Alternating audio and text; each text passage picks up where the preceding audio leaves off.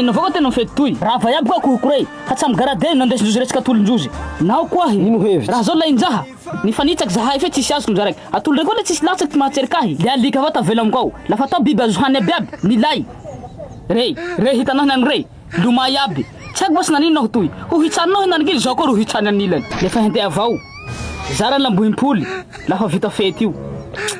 mety moimpoly iny bena zaho koa le tseriky naizanjozy azy hoe fety anjo ka hilay zahay tsy azoko mal comportement sirenao ko bafla maneno be ty sanandro hi spectacle mikianja aloalo ao am sacré-cœur analoky io renjozy io kana ko mbena iny ty lirakohno garadeno hombe am spectacle mikianja aloalo ao zao hitanao lafa bafla io maneno tsy mety mivolao zao am fety toy hi spectacle zalahy américain re ALG zay no Bario diny dadafara Vezou iny amizay ne renjozy io le 1er janvier anjo fety hanova spectacle io donc zanjo le 2 janvier vompolo io mba raha managegigege koa reny zao zany hiketsika ino alika hilanjo ketsehy ko nareo ko mana ho io moramora iha zao hihina ino kan ko tilira kom zao magaradero zao sa zao azy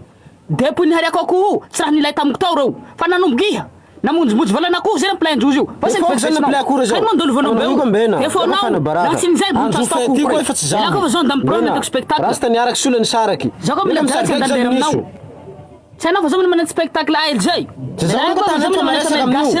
kila jalambeo hoantsika itoliaka sy ny manodidina isaly koty de manolotra ho anao spectacle bevata spectacle tsy manampaharoa bonne année 2025 izay ratsika amin'ny ALG group Bario Vezou Diny Datafara zone izay atao amin'ny kianja ny aloalo am sacré-cœur tsy analoka ao zay manomboka am telo ora tolakandro randevotsika iabiaby 10,000 ariary avao na aja zay na olobe isy fisariana tombola zay azahoanao loka maro hahitanao moto 4 temps écran plat 42 pouces hahitanao rice cooker ary azahoanao t-shirt boclo